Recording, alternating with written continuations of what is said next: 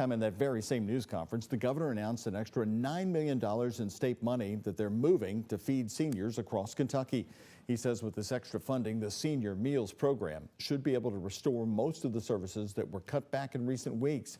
But he can only guarantee this until next June. Isaiah Kim Martinez and photojournalist Jessica Farley show us what's next.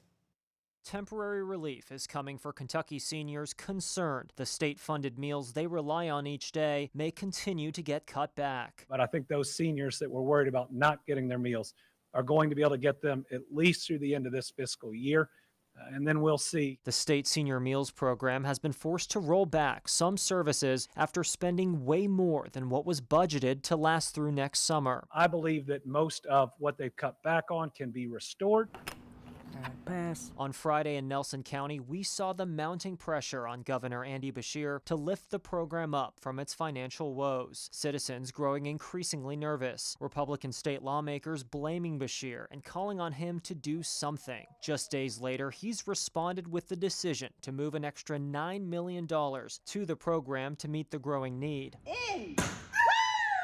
The Elder Serve Senior Center in the west end of Louisville doesn't rely a ton on state funding, but with federal spending cuts, Elder Serve CEO Tim Finley Jr. says a lot's at risk when financial help is tight. We're indirectly impacted, which means that many of our seniors, if they can't get assistance in some of these other programs, it causes them to understand or see that Elder Serve is even more of a necessity. You're seeing longer lines, you're seeing longer waits when it comes to getting food. And now with COVID relief funds to rely on, paired with a projected $300 million budget deficit, Beshear's finance cabinet is searching for better ways to get the most out of the current funding levels. To understand the cost per meal in each area of the state, any extra challenges in transportation that they face at a time when we don't have the amount of funding that we've had in the past, we may end up with a wait list again. I certainly hope we don't.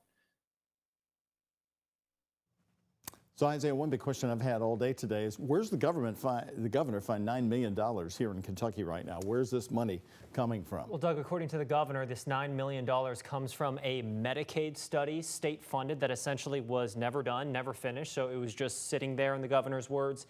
He says they actually discussed with lawmakers, his team today, about getting that $9 million transferred today.